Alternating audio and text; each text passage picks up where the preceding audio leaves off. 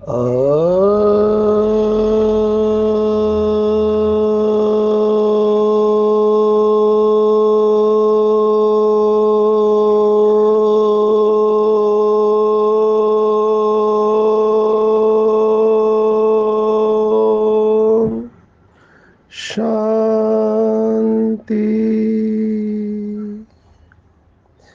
आज 31 दिसंबर 2023 भारत में रविवार है। Today is 31st December 2023 and it's Sunday in Bharat. आज की मुरली का जादुई रहस्य स्वयं को प्रेरणा देने के लिए Magical secrets of today's Murli for motivating the self। आज विशेष इस साल का आखिरी दिन है, 31 दिसंबर है। आज विशेष आज अव्यक्त बाप दादा के भी महावाक्य है, बाबा का अवतरण दिन भी है। तो पूरे विश्व में बाबा के बच्चे मौन में रहते हैं और विशेष शक्तियों का अनुभव करते हैं बाबा से। आज की अव्यक्त बाप दादा की मुरली की रिवाइज डेट है 13 नवंबर 1997, 13 नवंबर 1997।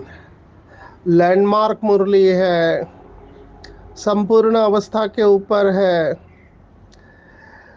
पीछे आने वाले भाई बहने अगर लास्ट सो फास्ट और फास्ट से फर्स्ट स्टेज में जाना चाहते हैं तो ये मुरली को बार बार पढ़े, सुने, चिंतन करे, लिखे। इतनी पावरफुल मुरली है। जो भी बाबा के योगी बच्चे हैं वो इस स्टेज पर ऑटोमेटिकली है। आप सोचो 97 में ये बात बाबा ने कही थी, आज उसको 26 साल हो गए। उसके बाद भी मेरे सामने यही प्रश्न आता है कि फलाना ऐसा क्यों करता है, ये निमित्त आत्माएं होकर ऐसा क्यों करते हैं, ये इतना पुराना होकर ऐसा क्यों करता है, इनको ऐसा नहीं करना चाहिए। जब ऐसे प्रश्न अभी भी आते हैं तो मुझे बहुत रहम आता है, क्योंकि आध्यात्मिकता का फाउंडेशन है खुद को देखना। और माया इन बच्चों को दूसरों को देखने पर मजबूर करती है। कौन क्या कर रहा है, क्यों कर रहा है, कैसे कर रहा है, कब कर रहा है, कहाँ कर रहा है, इन सब बातों से आप जितना दूर रहोगे उतना आप सुखी रहोगे।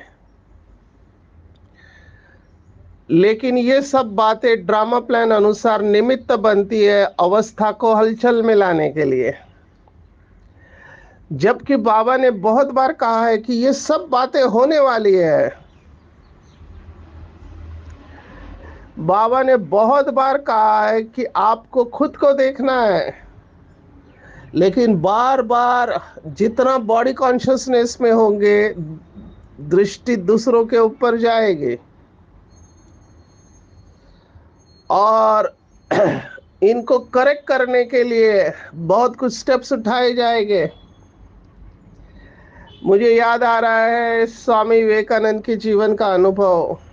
वो जब भारत यात्रा पर थे हिमालय में, उन्होंने एक देवी का मंदिर देखा, टूटा हुआ भग्न अवस्था में था।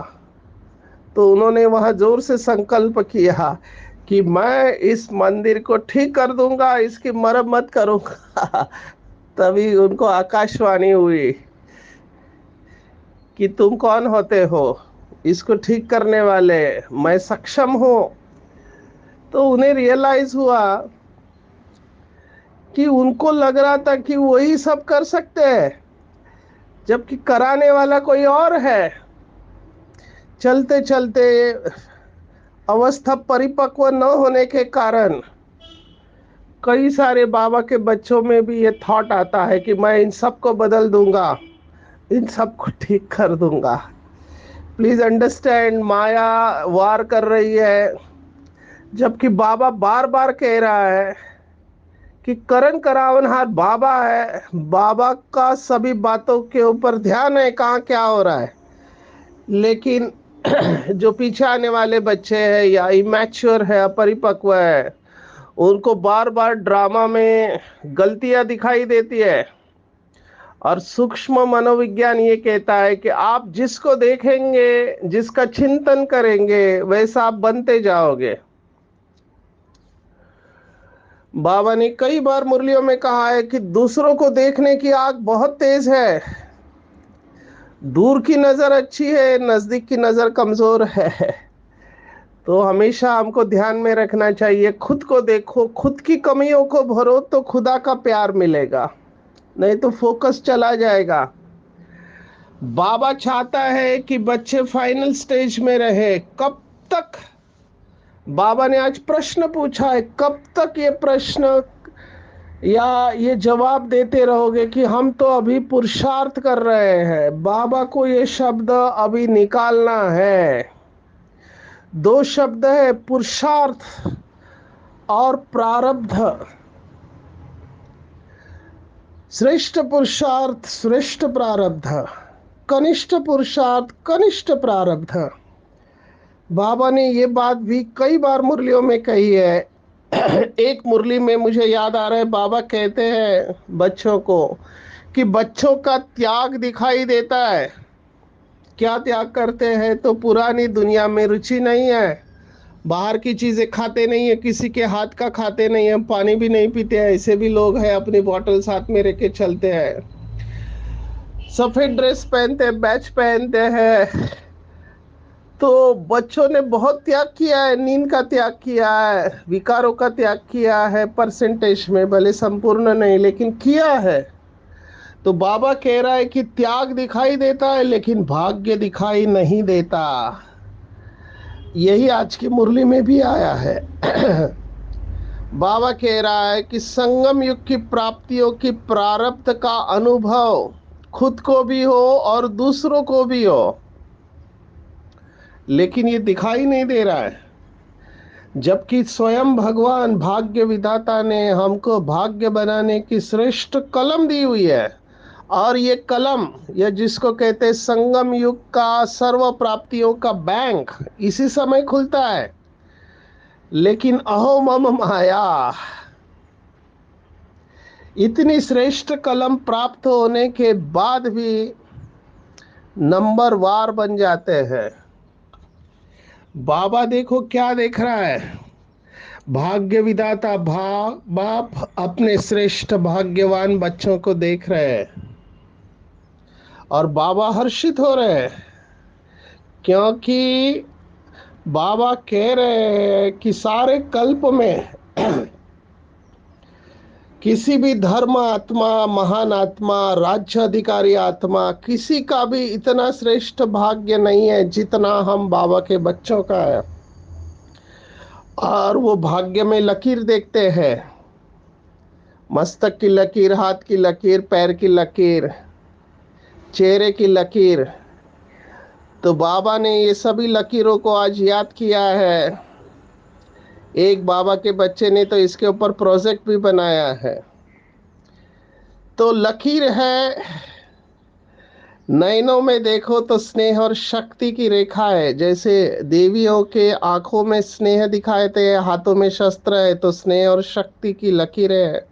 मुख में मधुर श्रेष्ठ वाणी की रेखा है, होठों पर रूहानी मुस्कान, रूहानी खुशी की झलक की रेखा, हृदय में या दिल में दिलाराम के लव में लवलीन रहने की रेखा, हाथों में सर्व खजानों से संपन्न होने की रेखा, और पाँव में हर कदम में पदम की प्राप्ति की रेखा स्पष्ट है। आप देखेंगे इंसिडेंटली बाबा ने वो सब बता दिया जो देवताओं में होता है। ये बाबा की कमाल है।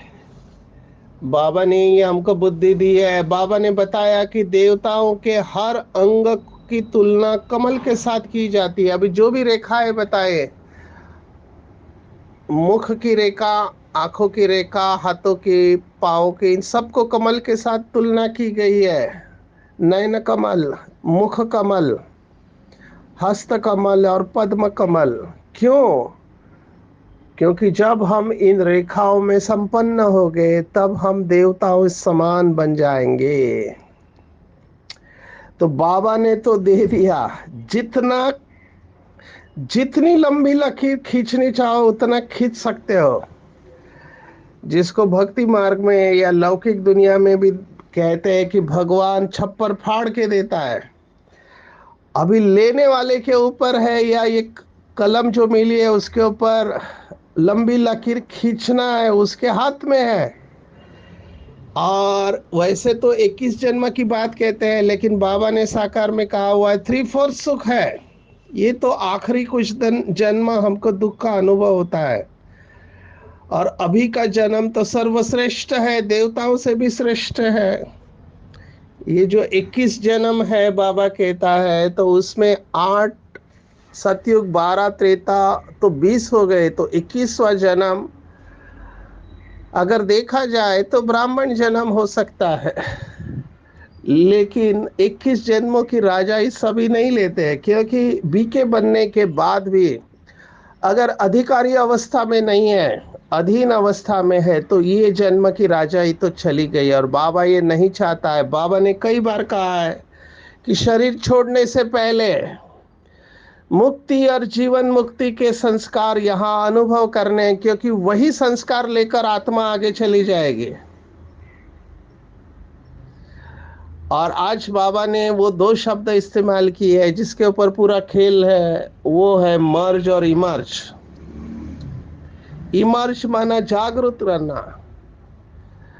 तो बाबा ने जो श्रेष्ठ स्मृतियां दी है, श्रेष्ठ भाग्य की स्मृति दी है, वो सदा इमर्ज रहनी चाहिए। लेकिन बाबा रिजल्ट बता रहा है कि पुराने संस्कारों की रेखाएं, पुराने बातें इमर्ज हो रही है। इसका मतलब श्रेष्ठ स्मृति की रेखाएं मर्ज है। ये दोनों का कनेक्शन है। अंडरलाइन करेंगे इस बात को कि जहां श्रेष्ठ भाग्य की रेखाएं इमर्ज है, वहां पुरानी रेखाएं इमर्ज होना असंभव है। अगर होती है तो सिद्ध है कि श्रेष्ठ भाग्य की रेखा सदा इमर्ज नहीं रहती।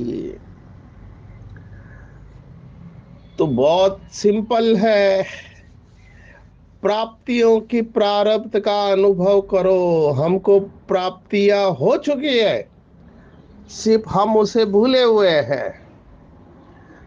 और भुलाने वाली है माया, क्योंकि माया हमारा फोकस कहीं और लेकर जाती है। कौन क्या कर रहा है, क्यों कर रहा है, कैसे कर रहा है, ये सब क्या हो रहा है, इससे जितना दूर रहेंगे उतना सुखी रहेंगे। प्रारब्ध क्या है बाबा ने वो भी बताया। ये भी अंडरलाइन है वाक्य। सर्वशक्ति संपन्न, सर्व ज्ञान संपन्न, सर्व विघ्न विनाशक मूर्त, यह अभी की प्रारब्ध भविष्य में स्वतः ही प्राप्त होगी। भविष्य में क्या होगा? तो बाबा ने कहा देवताएं पुरुषार्थ नहीं करेंगे, देवताएं प्रारब्ध में रहेंगे।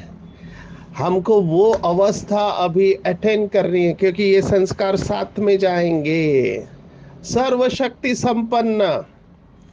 अभी मैंने क्यों ऐसे कहा कि लोग दूसरों को देखते हैं, क्योंकि मेरे पास जो भी कंप्लेंट आती है व्हाट्सएप पे मैसेज भेजते हैं, फोकस दूसरों के ऊपर है। बाबा ने एक मुरली में कहा था, मुझे बहुत अच्छा लगा, अगर आप ड्रामा में किसी की निंदा करते हो, किसी के अवगुण देखते हो, वर्णन करते हो, तो इनडायरेक्टली आप ये कह रहे हैं कि मेरे अंदर समाने की शक्ति की कमी है। Simple as it is. सबको दिखाई देगा। सर्विस करने वाले छिप नहीं सकते, न डिससर्विस करने वाले छिप सकते हैं। और हमको ये पता है कि ये सब होने वाला है। लेकिन हम अगर समान में हैं, हम अगर स्वमान में हैं, हमारा स्वमान है, हम फायर ब्रिगेड है। तो फायर ब्रिगेड माना जहां आग लगी है उधर पानी डालना। आग क्यों लगी, किसने लगाई, आग तो नहीं लगानी चाहिए थी, ऐसा क्यों हो रहा है? इससे वेस्ट ऑफ टाइम है, वेस्ट ऑफ एनर्जी है। आग लगी है, पानी डालना है। और ये तभी हो सकता है मैं सर्वशक्ति संपन्न सर्व ज्ञान संपन्न रहूं, नहीं तो ये नहीं हो सकता है। तो अभी भी अगर प्रश्न उठ रहे हैं, इसका मतलब अभी तक ज्ञान की गहराई नहीं है, योग की गहराई नहीं है। और बाबा ने उसका तरीका बताया, स्मृति को श्रेष्ठ रखो। बाबा ने एक मुरली में कहा कि बच्चे व्यास बन गए, अभ्यास नहीं करते।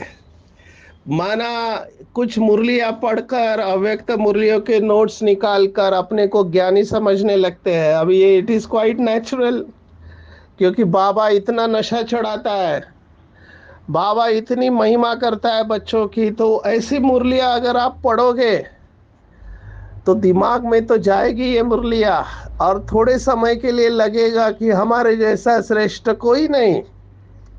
It is quite natural. लेकिन स्वमान हमेशा मनसा में रहता है। वाचा में और कर्मणा में अगर आप कह रहे हो कि मैं तो महान हूं लेकिन दूसरे मुझे नहीं पहचानते, तो वो देह अभिमान हो जाता है। तो कहने का भाव यह है कि प्रारब्ध स्वरूप बनो। प्रारब्ध केवल हमको ही नहीं, दूसरे भी इसका अनुभव करें, और इसकी सहज विधि बाबा ने बताई है। ये संपूर्ण अवस्था है और सहज विधि है। मास्टर दाता बनो, मास्टर दाता बनो। जो भी बाबा के बच्चे संपूर्ण अवस्था तक जाना चाहते हैं, ये मास्टर दाता शब्द को ध्यान में रखे। देना है, देना है, देना है।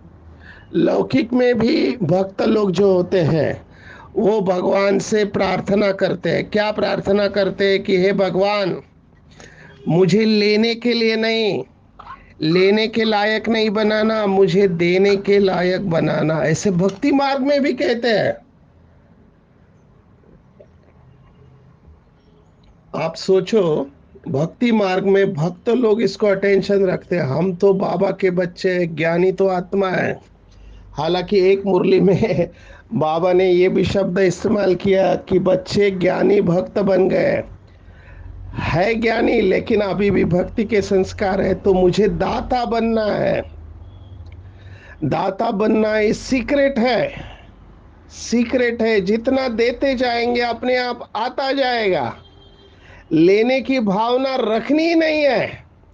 अभी लेने की भावना भी कैसे रखते हैं, ये कर ले तो ऐसा हो, ये बदले तो मैं बदलूं, ये लेने की भावना है।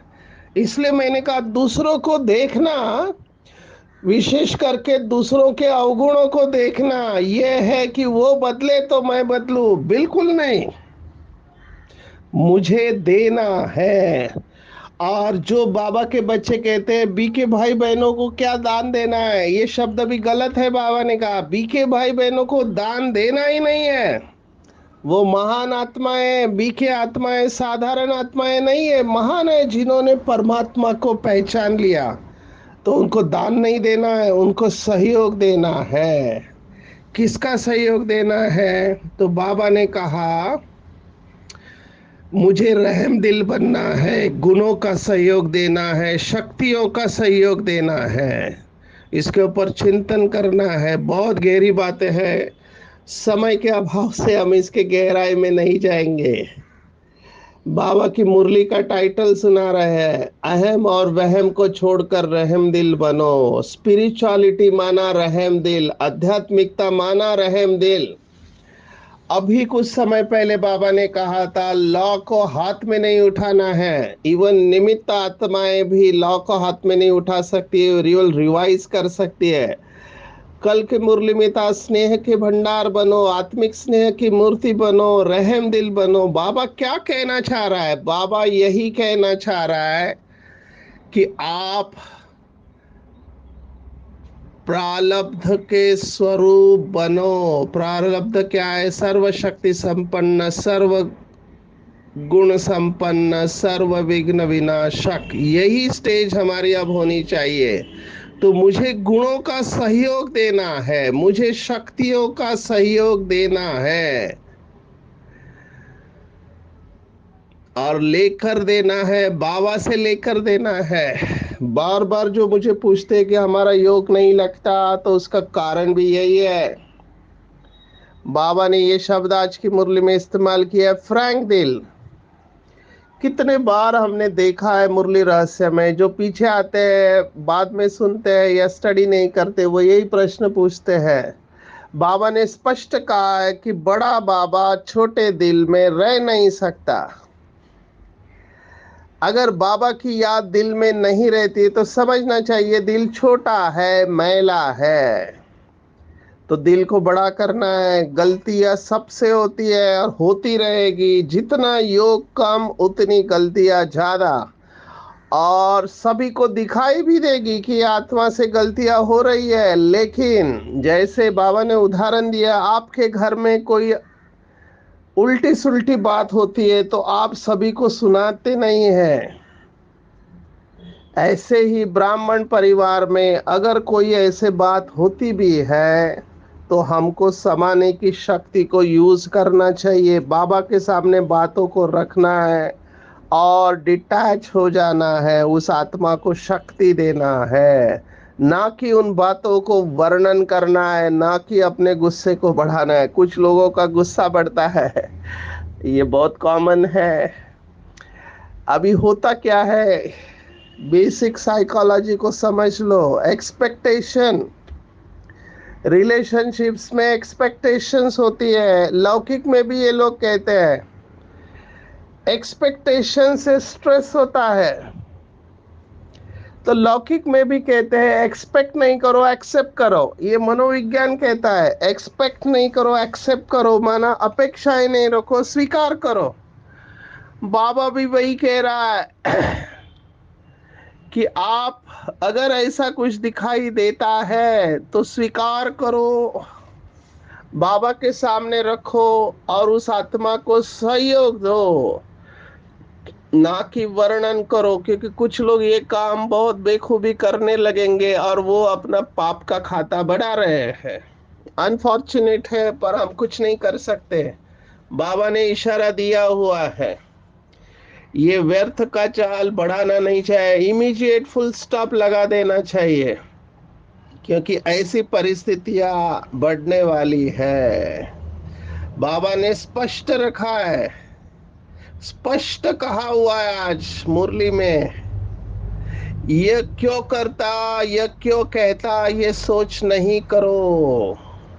रहम दिल बन अपने गुणों का, शक्तियों का सहयोग दो। इसको कहा जाता है मास्टर, दाता, महासहयोगी। सहयोगी भी नहीं, महासहयोगी।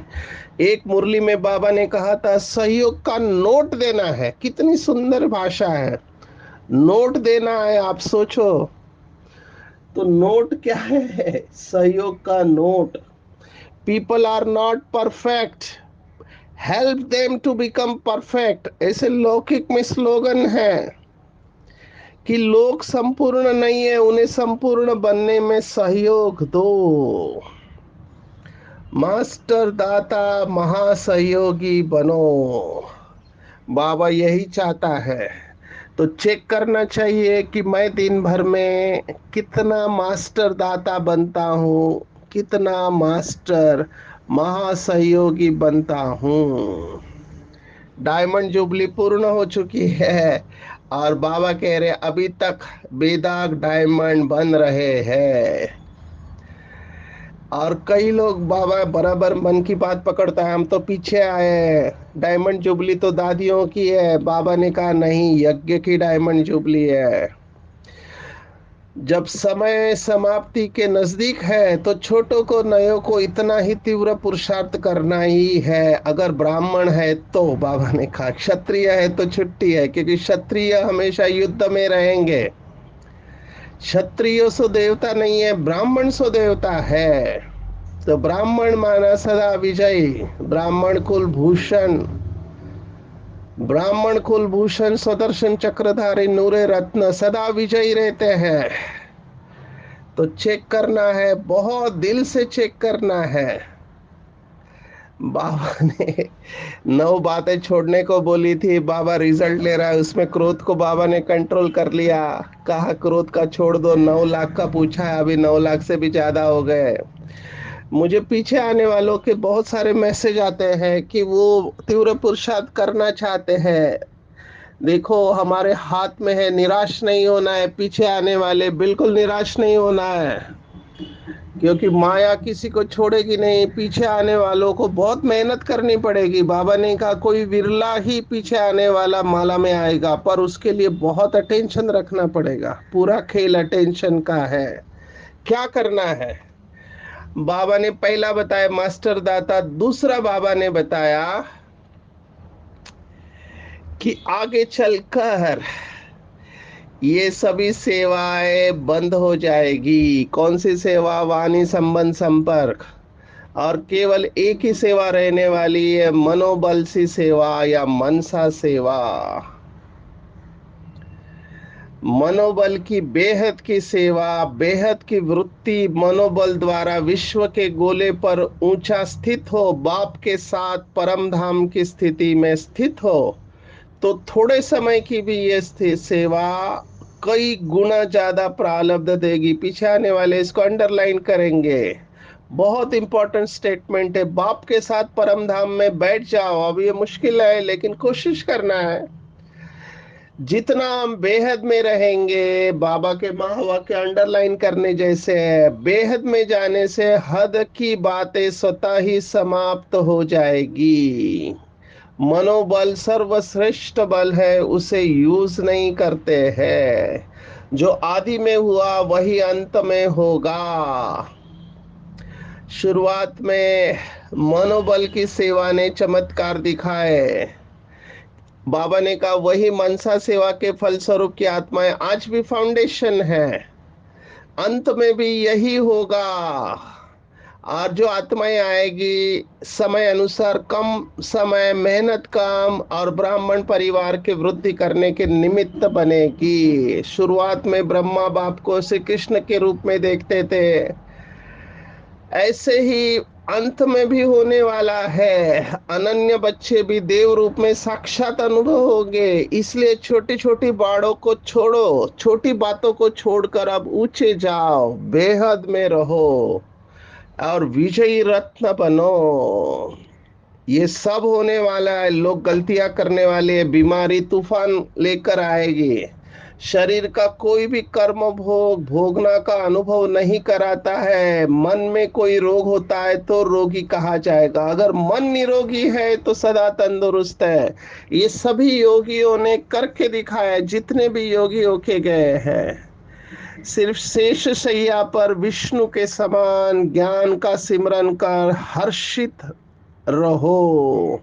मनन शक्ति को यूज करो और सागर के तले में जाओ। मुझे बहुत लोग कहते हैं कि हमारे द्वारा बहुत पाप हुए हैं, इसलिए हमारे साथ ऐसा हो रहा है। प्लीज अंडरस्टैंड, घर से जो नाला निकलता है छोटा, किचन से, वो नाला जाके बड़े नाले को मिलता है, वो बड़ा नाला जाके नदी को मिलता है, और वो नदी जाके फिर वो सागर को मिलती है, सागर हो जाती है। तो नाला कितना भी पतित हो, वो नदियों को मिलता है और डायरेक्ट सागर को मिलता है और सागर बन जाता है। अगर हो भी गया हमसे कुछ ऐसा, तो जैसे भगवत गीता कहती है 9वें अध्याय में 30वां श्लोक, चौथा अध्याय भगवत गीता कहती है, पापियों में से भी पापी अगर मेरे शरण में आ जाए तो वो क्षिप्रम भवति धर्मात्मा कहा गया, वो तुरंत ही धर्मात्मा बन जाता है। ये बहुत बड़ा कॉन्फिडेंस बाबा हमें दे रहा है। सिर्फ शरण जाओ,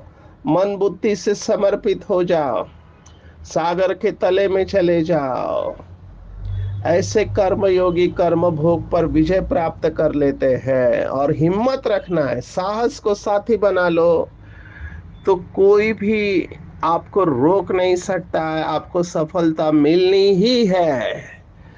तो आज पूरे दिन भर में मौन में रहकर मनन करेंगे कि मैं कल्प में सर्वश्रेष्ठ भाग्यवान आत्माओं, धर्मात्माएं, महान आत्माएं, पॉलिटिशियन सबसे भाग्यवान हूँ, सर्व प्राप्ति स्वरूप, सर्व शक्ति संपन्न, सर्व गुण संपन्न, सर्व विघ्न विनाशक हूँ, महा दाता हूँ, महासहयोगी हूँ, विश्व की स्टेज पर हूँ। 5 समान विश्व के याद रखेंगे। विश्व रक्षक है, विश्व सेवाधारी है, विश्व परिवर्तक है, विश्व कल्याणकारी और विश्व मित्र है। ऐसे विश्व की स्टेज पर रहने वाले कल्प कल्प के विजयी रतन है। अच्छा, ओम शांति।